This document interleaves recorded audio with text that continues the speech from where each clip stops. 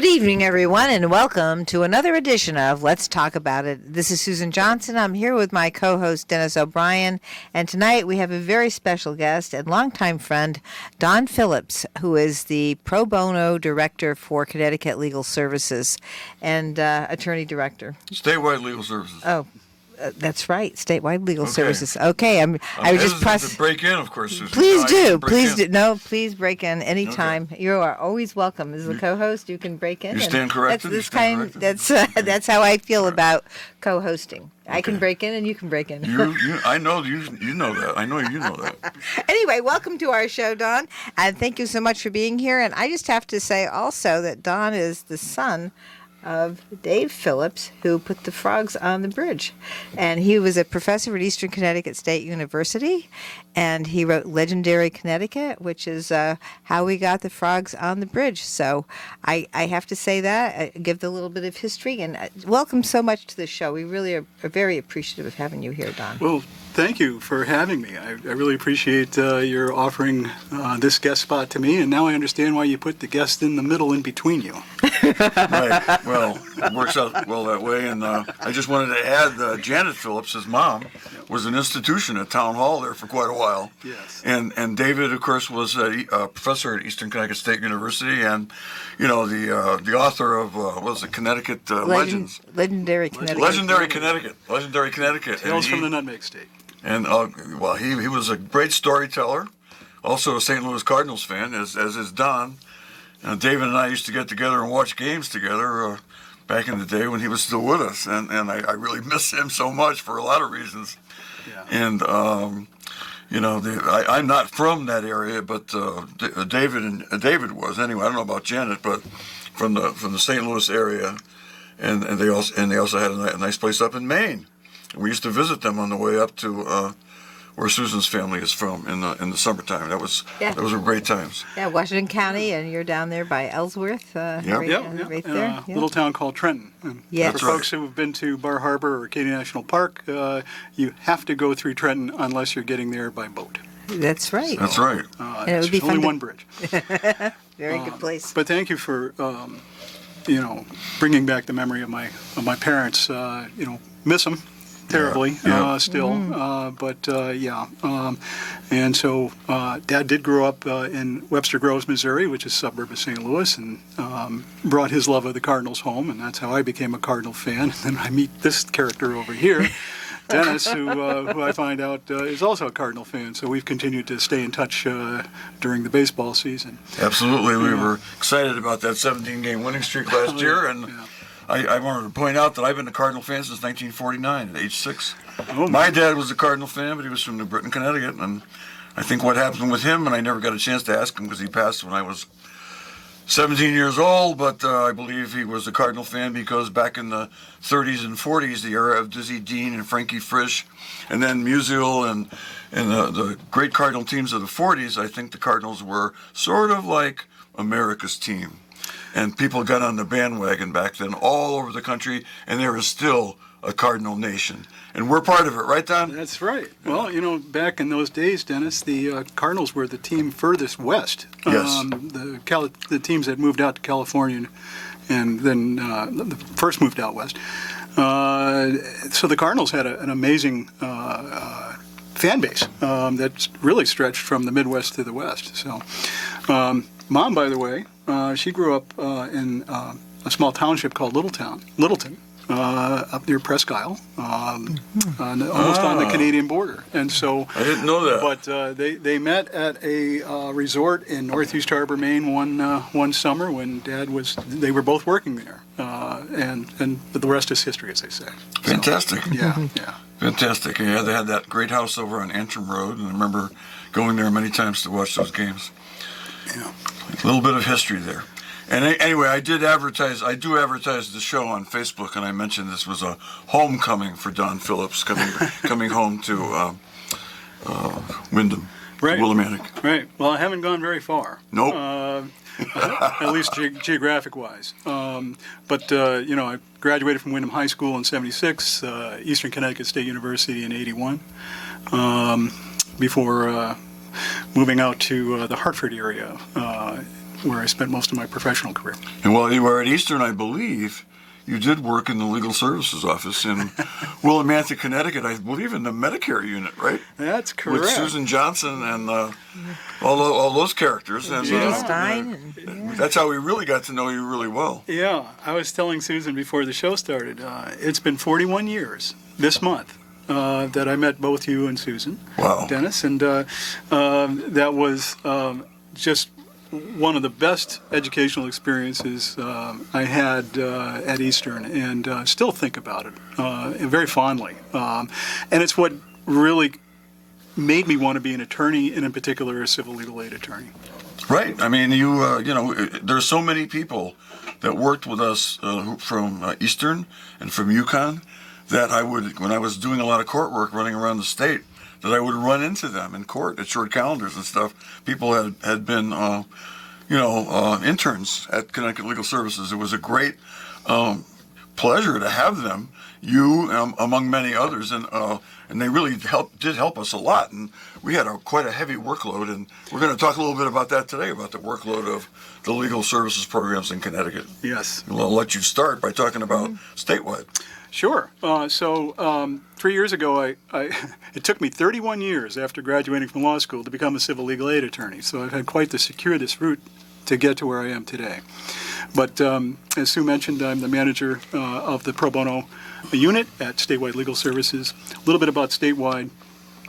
It has an office in Wethersfield, but it does cover the entire state. We are a hotline and referral type of agency.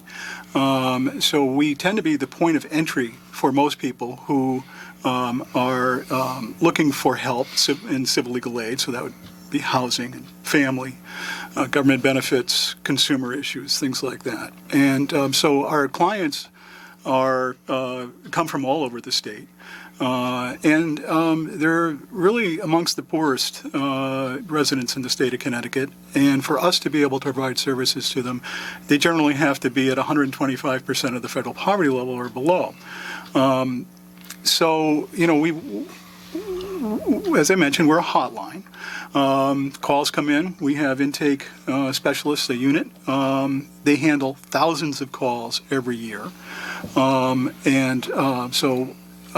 if it's something that we handle, and we telephonically, which includes housing, it includes family matters, it includes all kinds of government benefits, then we have about 11 or 12 attorneys and advocates who work on this thing called the queue, and people who've called in and they've identified, we verify their eligibility. They will get to speak to an attorney or an advocate about what their questions are, about what their issues are. So we're more or less a safety net for most people. There just aren't enough resources and enough civil legal aid attorneys to be able to give full-blown representation to everybody who needs it and everybody who's eligible for it. On occasion, we're able to refer folks that come through our hotline to one of our network partners, our sister organizations, and they include Connecticut Legal Services, which serves this particular area, all of Eastern Connecticut, in fact, and pretty much all of Western Connecticut. New Haven Legal Assistance Association. They work, their service area includes New Haven and the Naugatuck Valley, and Greater Hartford Legal Aid, basically Hartford County.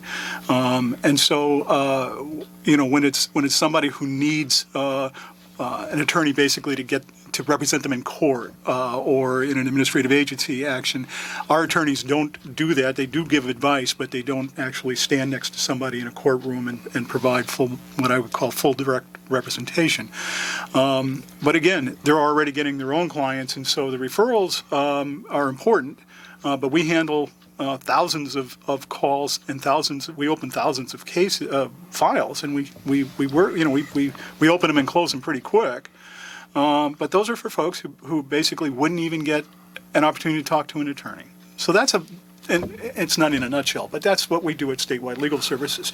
My role is to help people get a volunteer attorney, and that can also be brief advice over the telephone if it's a consumer law issue like debt collection or bankruptcy.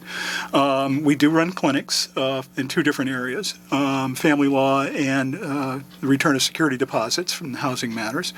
And those are more one-on-one clinics with a client and an attorney, a volunteer attorney. But those are also pretty brief, and the attorneys aren't appearing in court. And then we have a direct rep program where when we have volunteers who are willing to take a full case, if you will, and provide full representation to a client. And I think when people think pro bono, that's what they think about. They think about, oh, I've got an attorney who's working at no cost to me and will help me with with the entire case. So we do some of that. We do some of the other things I've described. So I'm wondering, how would people reach? Say we have some lawyers listening to you now. How would they reach legal services to try and be a pro bono lawyer for a particular area of the law? So that's a great question because it's going to lead me to describe one of the new things that we're working on.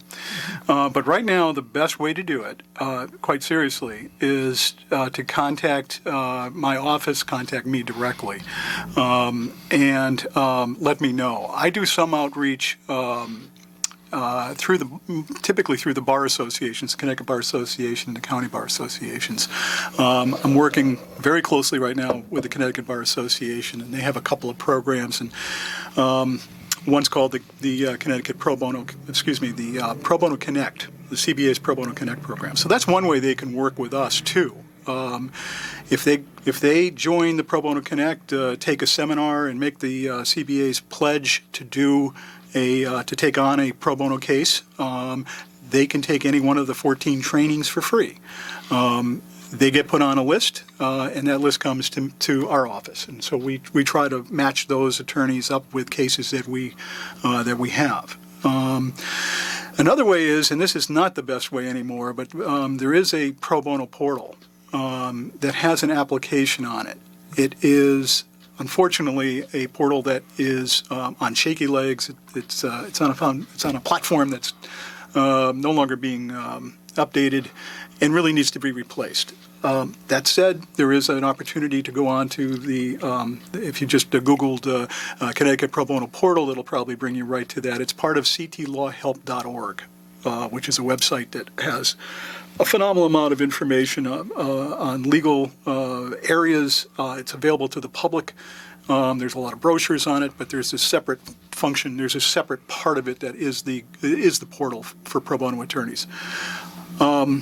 We just got a grant from Legal Services Corporation, and what that grant will do essentially is it'll replace that pro bono portal with something that we're really excited about. It'll create a brand new website, all intents and purposes. And this website will, when it works, when it's up and running, we'll be able to post, and so will all the other organizations that want to join us, we'll be able to post real-time summaries of live pro bono clients, not identifying them, but basically summaries of what they need, what their issues are, where they're located geographically, and if an attorney is browsing it and sees something they'd like to do, all they have to do is just click a button, and whoever posted that, whatever agency posted that, will get a note from this interested attorney, and we'll be able to connect them using technology. And that will be a much more efficient and effective way of connecting the private bar, those who are willing to do the volunteer work, with the clients who are in need and who are basically pre-qualified for those services. So I'm real excited about that project, and we're hoping in about a year and a half that new website will be built. But we're starting with scratch, so it is going to take some time. Well, I just wanted to go back into a little history with Statewide Legal Services, because I was still an attorney with Connecticut Legal Services when Statewide was formed. Our executive director, as you know, is Norman Janes. I was one of the deputy directors along with Douglas Crockett, and Doug and I split up the role of litigation director. He had certain areas of the law, I had certain areas. But I was also involved in pro bono, as I mentioned before, as a pro bono coordinator, and what I did was some of the stuff that you do. I used to go around and go to local county bar association meetings and solicit people to join a list of people that were willing to do pro bono cases, usually 1-2 a year, but some people would do lots of them. So they were angels, and these are private attorneys. And I did spend a lot of time on that. Eventually, because we finally recognized, after all these years, something that I knew early on. I was with Legal Aid from 1972 to 1995, 23 years. And I came to realize, and Norman Janes came to realize, and Doug Crockett came to realize, and I think Susan Johnson did too, that we just couldn't meet the demands for our services because there's so much poverty in Connecticut, which is a multi-state, but still has lots of pockets of poverty. And there's poverty in every town, really. But, obviously it's concentrated more in places like New Haven, Hartford, Bridgeport, Waterbury, New London, Wyndham, and New Britain, my hometown. So we finally came to the conclusion, along with the executive directors of the two or three other programs, including the Legal Aid Society of Hartford. I believe Neighborhood Legal Services was still in business back then. They did merge later on. New Haven Legal Assistance Association, and formed Statewide Legal Services. Norman Janes left CLS to become the first executive director of Statewide. I believe it was it in Middletown? Well, yeah, it was in Middletown, but I remember when it happened because I was transferred. I was during that process of changing from Connecticut Legal Services to Statewide. I helped with that transition, and then I went from there to work with the Center for Medicare Advocacy, but because I was at the Legal Assistance to Medicare Patients Project back then, and I was going to law school at night, so it was. But it was Meriden where we first started. Oh, that's right, it was Meriden. So I was there. I set up the office in Meriden, and I worked helping with that transition, and then ultimately, when everybody moved to where they should be, a part of legal services or statewide legal services, that was when we moved into the Middletown office. And then some of the attorneys at that time that were working in the Connecticut Legal Services program and the other programs moved over to Statewide to get it started along with Norman. Right. And I thought it was a great idea, and I thought it was the only possible way that we could handle the tremendous demand for our services without going absolutely crazy. And it's there. There is such a need for Connecticut Legal Services. We used to do need assessments all the time, and I used to say, well, why? We know the needs, because of the phone's always ringing, and of course I worked here in Willimantic, so did Susan for much of her tour of duty with legal services. Right. Although she moved around a little more than I did. I went on the road a lot though as a litigation director and going to all these bar meetings in Stamford and Waterbury and everywhere else.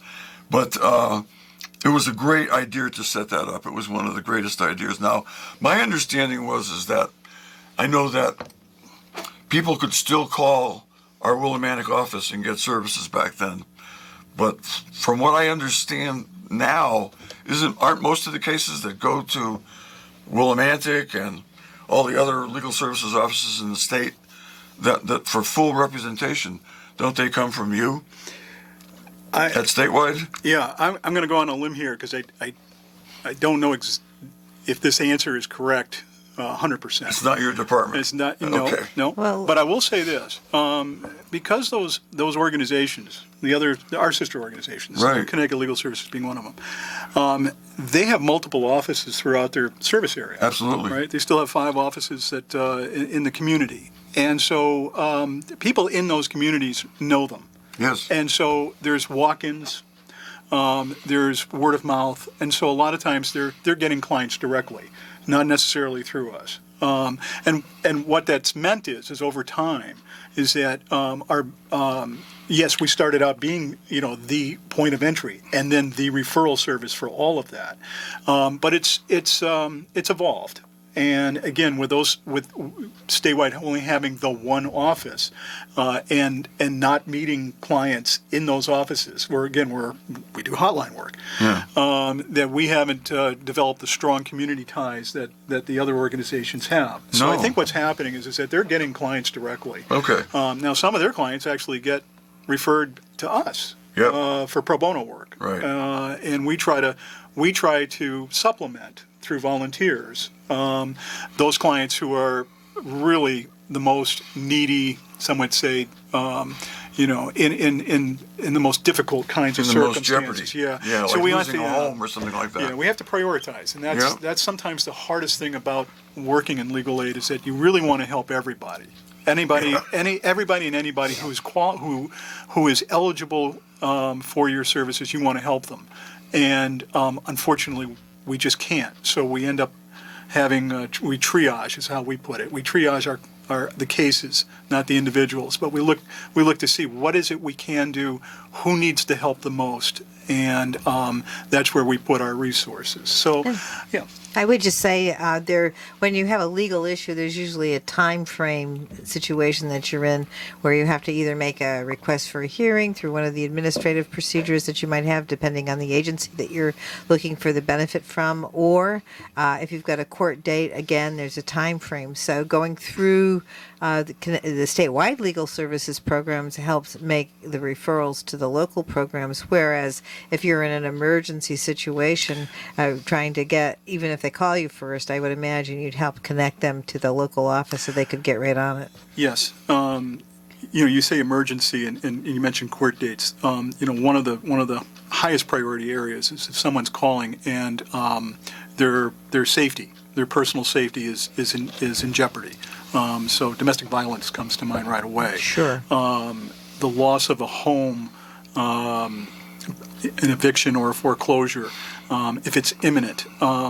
It's difficult for pro bono to necessarily assist because it takes time to find attorneys and go through conflict of interest and such. So yes, we try to refer those to our partners who have boots on the ground, so to speak, and can get into court and represent them. I would imagine that, like it was when I was doing pro bono referrals, that most of the cases that are referred out are cases in which private attorneys might have more experience, say, than like legal aid lawyers know a lot about government benefit programs. Private attorneys generally do not, and I would assume that your referral, the kinds of cases you're referring to, the offices out in the, in the statewide system, are mostly cases that involve court, like evictions or domestic violence, as opposed to cases that involve administrative proceedings. I would say that's true. We do a little bit. Disability cases. We have a number of pro bono attorneys who will work on disability cases. But you're right. It's in private practice. You're generally not. You got to make a living, and you're generally not doing that. Because there's. I hate to put it this way, but you can't generate fees and revenue for your offices and. By doing some of the work that legal aid does. It's why legal aid is such an important part of the whole justice picture, because there's just no other really good alternative for representation. By the way, I'm going to be remiss if I don't do this. There's an attorney that still works at Statewide Legal Services who was there from day one, who I think you both know from Connecticut Legal Services. I'm sure. So Rhoda McCochi wanted to just say hi. Oh, hi, Rhoda. Oh, yes. I still have a book she gave me on pandemics. Yeah, back in the day. She's amazing. Rhoda McCochi Is she right here in town? Not anymore, no. Where'd she go? She's in the Hartford area, but she's we're all working from home at this point. Well, Rhoda Rhoda's great. Rhoda used to live in Hampton. Yes. She was actually a selectman in Hampton. Yep. Years ago, when she was, I think her office was right next to mine. I had a corner office because I was a sort of a bigwig in legal services, and I had windows, and I had a window on the river, and on the railroad tracks as well, behind the office, and so Rhoda was right next door to me, and many's the night Rhoda and I would be burning the midnight oil in our respective offices, working late and trying to meet the incredible demand for legal services, which I believe is probably even greater today.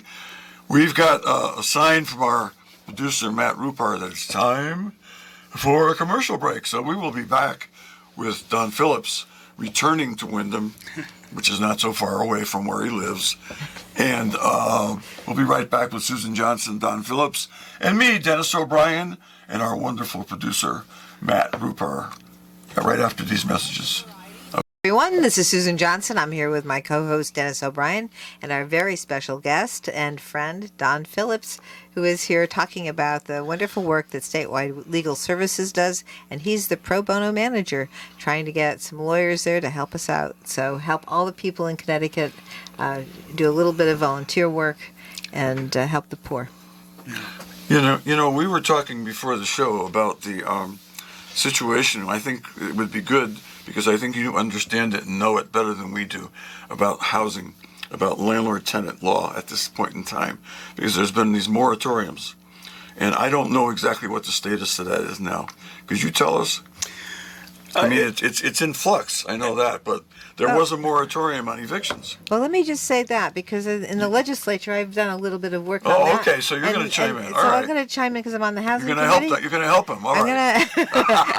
I'm going to just talk a little bit about what we've done in the legislature, because as you said, Dennis, there is a moratorium on evictions. Where did the moratorium come from? It comes from the executive orders. Came from Lamont. Yes. Okay, yes. it's a state thing. That's right. It would be that's state. Right. It's state. It's a state I should executive know that. order. I've read so many of those. Well, you years. have, and we've been through quite a few executive orders. So anybody can be forgiven for not remembering all the hundreds of executive orders Thank you, we've been Susan. through. I accept your forgiveness. In any event, we have been through that. So not only as legislators have we been looking and passing laws, but we also have had the parallel situation of looking at executive orders and changing them. Now, let me just say this about the executive orders, because when this pandemic first started, we had lots and lots and lots of executive orders to try and make sure everybody was safe and that we didn't spread it and that we didn't exhaust the poor people in the healthcare industry, because those poor doctors and nurses, if you run into an uptick in the pandemic, they are working overtime. We have to get people to come in from other states. We have to get the National Guard in sometimes. So this is a real problem in terms of how we staff our hospitals and make sure people have access to the health care they would need to get through COVID when it hits them the wrong way. Now, lots of people get COVID, and if you're boosted and vaccinated and all that, then 9 times out of 10, you're going to be even better odds than that. Let me just say, unless you have some other blood disease or something like that, you're going to be okay with if you're boosted and vaccinated. So the vaccinations work beautifully. The boosters work even better when you add them to the vaccination system that you have, and you're going to really limit the need to go to the hospital. And if you end up at the hospital, you're not going to need to go on a respirator. So I'm just going to say that because I really believe firmly in making sure that everybody is vaccinated and boosted. And we are all here today, each one of us in this show here today, we're all vaccinated and boosted here. Anyway, so let me just say, we on the Housing Committee last session, what we did is we went through, we knew we could foresee that eventually when the executive orders were going away, that we would find a situation where we're going to have people represented in evictions. So what we did is we passed a law. Now, this is something that had been a long time coming anyway, but the pandemic really brought the idea to the forefront. And so the chairman of the committee, Brandon McGee, who is now working for Governor Lamont, we worked really hard, and I supported that effort to make sure that we passed into law the fact that if someone gets an eviction notice, that they will always have to be represented.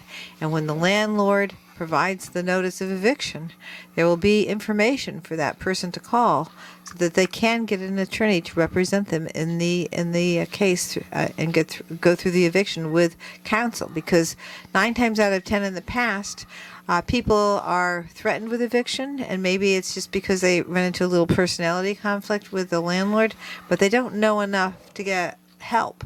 And that was a lot of the stuff that came up during the testimony and the hearings from some legal aid lawyers, but also from other lawyers who have done pro bono work.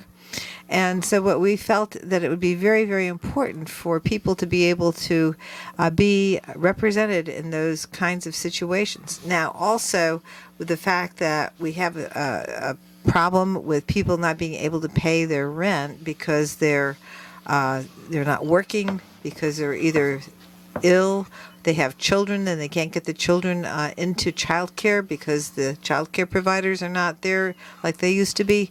These are all reasons why people aren't getting back to work, so they're not able to pay for things. We do have some money. If you want, you can call my office to see whether or not you'd qualify to get some money to help you pay for the rent. But we also put from the Biden administration's American Rescue Plan money, enough money in there to pay for lawyers to provide legal services if you're going to be evicted. So this is something, if you run into these situations, you can call my office and we will be there. Now I'm going to turn it over to our good friend, Dennis. I have a question though. Yes. That sounds like amazing. So you're telling me that the state has money to pay ARPA money. To pay back rent, Yes. to pay for lawyers to represent folks in evictions. And how do people have to go through your office? No, they should be.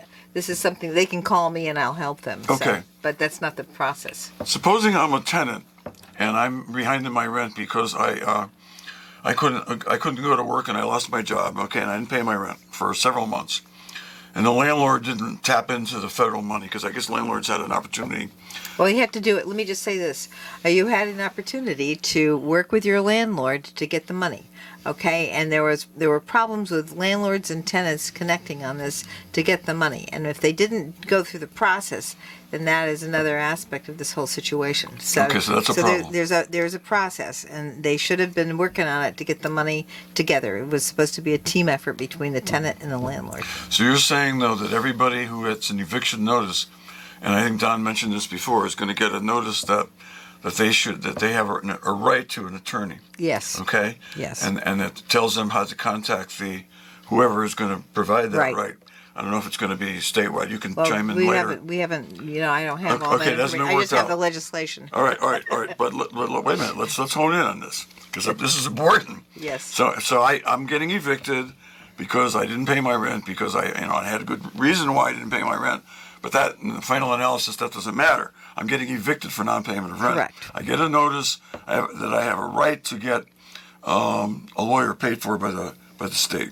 Right. Okay. And what happens if Paid for through the process through the state. Wait. Let me finish. Oh, yes. Does that mean how much time do I have to do that? I mean, is the landlord foreclosed from moving forward on the eviction until I exercise my opportunity to try to get a lawyer?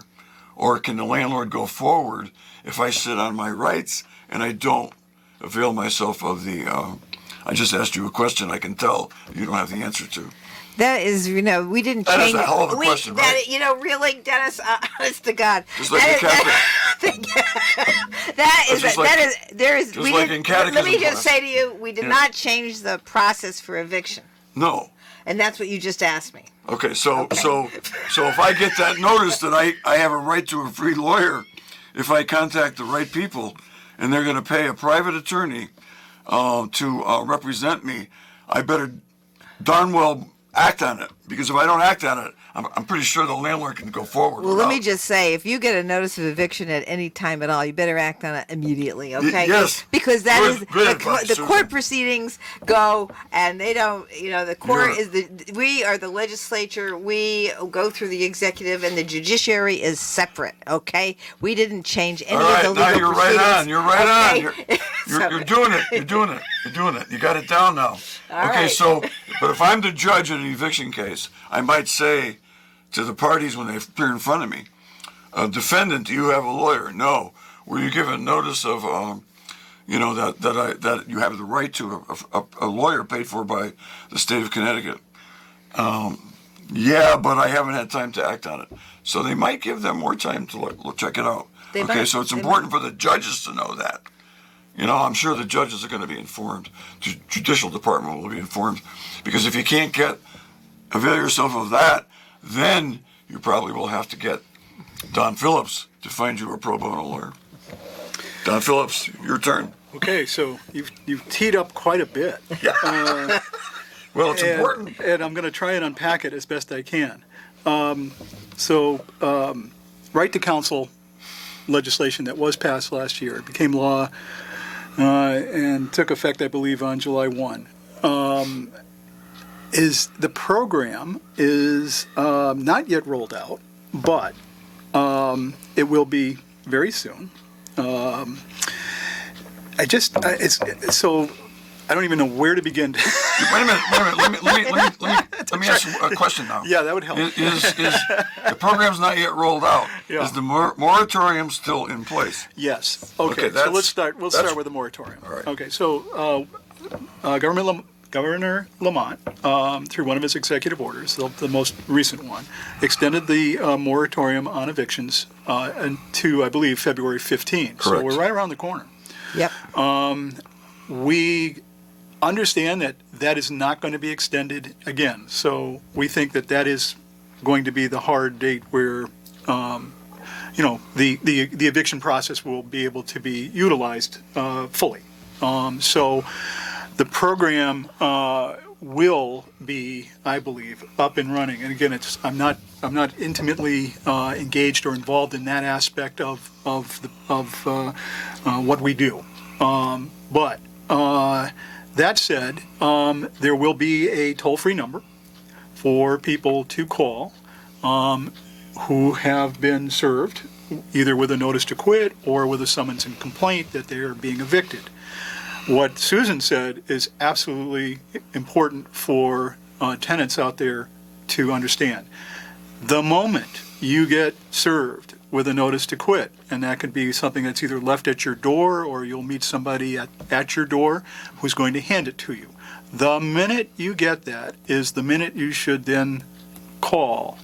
And you can call Statewide Legal Services, you could call the 800 number, and look for help. You need to qualify, and that's another thing. This is not going to be for everybody. It's going to be for people who meet the income asset qualifications. But don't hesitate. Don't try to figure it out for yourself. If you don't know, but you feel like you don't have the money to really pay an attorney, you're probably or you may be eligible, don't think about that. Just think about calling. Get on the line, and there's going to be a lot of people doing this. So please be patient. You're not going to get through right away. Okay? So that's number one. So this is what makes, by the way, doing it from a pro bono perspective very difficult. Sue mentioned how quickly the process goes. It's called summary process. And neither here nor there, but it moves very quickly. It moves more quickly than any kind of civil action in the state of Connecticut. So once you get served with a notice, you are on the clock, and things happen very quickly. For us, if we know that there is somebody who's asking us for a pro bono attorney at the point where they get the notice to quit, we may have a chance to find an attorney, a volunteer, to take a case before it becomes almost, quote, too late, unquote, for that attorney to be able to really be impactful in terms of being able to provide that legal representation. So there is a pro bono component, but the right to counsel is really more about the legal aid organizations that will be getting funding for this program to hire up attorneys and staff to handle what will become a very large demand in this area that's been pent up for 2 years. So they're in the process of getting those attorneys in place, getting the staff, the support staff that are going to assist the attorneys in place. And not everybody's going to get one. So let's just be honest and upfront. Even if you qualify, there's just not going to be enough resources. But there's going to be more. And again, as I was talking before, there will be prioritization, there'll be triaging, trying to help those people who are most vulnerable first. So this is going to be a program that will grow in terms of its capacity over some time. And I believe right now we're talking about a 2-year program, but it could continue beyond that. A little bit of background. And as legal aid lawyers who were working back in the 80s, you probably aren't going to be surprised by this. But in Connecticut, the demand for civil legal aid, for legal aid attorneys, is highest in housing in Connecticut. That's the number one area where people need help. That's not like that in most other states. Family is the number one. Family's number two in Connecticut. and then benefits, and then consumer issues, and then it kind of gets, the pie gets, if you will, gets sliced real thin there. But so we've always had the greatest need for services has been in housing. So now we have this pent up, the evictions are they've been put on hold. There is probably going to be a wave of evictions coming once the moratorium ends. There's going to be a great demand on the judicial branch to be able to handle the number of evictions that will likely be filed. And so we don't know yet exactly how that's going to play out. But we do know this. We will start to have more capacity to handle those. We being the general civil legal aid community. Okay? So I just want to caution your listeners that it sounds great, and it is great, but it's not a panacea. It's not gonna help everybody out there who deserves to be helped or who is eligible to be helped. Let me put it that way. I also want to say, look, there's a lot of us in legal aid. Our job is to represent the tenant's interest. And one of the things you'll probably hear often and over again is that in the evictions process, about 80% of the defendants are unrepresented, the tenants. Whereas about 10% of the landlords are doing it on their own, or their own attorneys. So there's this, I don't want to call it an unequal playing field, but there's not equal representation on both sides of an eviction case. What we're hoping this legislation will do is provide greater balance in terms of getting better outcomes for everybody. Quite frankly, it's better for both sides when there's attorneys involved, because then you can get results. You have somebody who negotiates, who knows their rights, but basically it's about helping resolve a tenuous situation, right? So, think about it. You want to keep as much as possible stability in your communities. And one way to keep stability in your communities is to make sure that people who are being evicted and ultimately are likely going to be leaving those premises do so in a way that it works for them and works for the landlords too. But when you get a judgment of eviction on your record, it sticks with you, and it makes it more difficult. The other thing that happens is you get evicted, you have to find another apartment, you have to find another place to live, right? Or the alternatives are not very good. Now you've got a situation where you've got families, kids who are potentially being uprooted from their schools and from their friends. You've got situations where people may have to relocate further away. And lose their jobs because of that. So you get a lot of instability. So having representation on both sides should help get better outcomes for these cases and add stability in individuals' lives as well as in your communities. So that's I think most of us in civil legal aid look at this as a way of being able to, protect not only our clients' rights, but really preserve the stability of communities and families.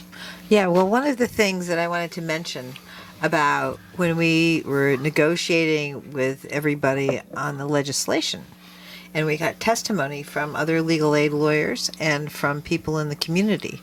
When you have two lawyers there and there are resources that the tenant can get, and they may not know how to do it, and maybe there was resistance, like we were talking about, between the lawyer and the tenant not making the application for the money that they should have in the beginning to stop the whole process.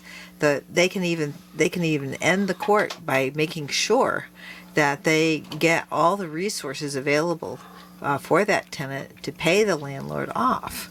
So we want to make sure that you get the representation. And if people are in the process now of having not paid, they need to get the help now so that they can maybe avoid any type of eviction process for non-payment of rent, because that is really the way to do it. And try and get that money and try and get that negotiation. And real quick, just to touch base on something Dennis said about the judges need to know, the courts need to know. So as part of the legislation, when someone gets served with a notice to quit, they will also be served with a plain written English one-page document that explains that they have a right to that they may have a right to counsel, and give them the contact information for how they can access that information and where they can go. So the judges should know, the clients or the tenants, I should say, should know as soon as the process starts. So that's one way that this program is going to get a lot of publicity, if you will, is right then and there when the case starts. Don Phillips, I want to thank you for all this incredible information for our community here. We really need it. This is very timely, given the fact that we may be losing the moratorium on February 15th. I just wanted you in the final 45 seconds or so to repeat your contact information. So if people want to contact you about a situation that they have, how do they get a hold of you? So, Statewide Legal Services. Yeah, Statewide Legal Services. Weathersfield, Connecticut. You're on the internet. We are, and embarrassingly, I don't have my hotline handy, but I will tell you that for online applications, and so a lot of our consumer pro bono work is done, we encourage people to go online.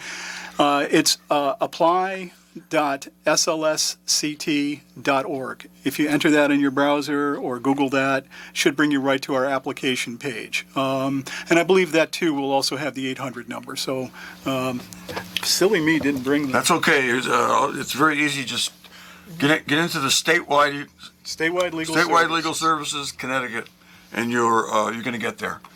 Okay, this is Dennis O'Brien with Susan Johnson. It's been a real pleasure, Don Phillips, to have you on the show to talk to your former friends and neighbors from Wyndham Willimantic. You still have some friends here, I know. Absolutely. And I'm hoping they're listening in. But thanks so much for all the great advice for people experiencing legal problems here in this area.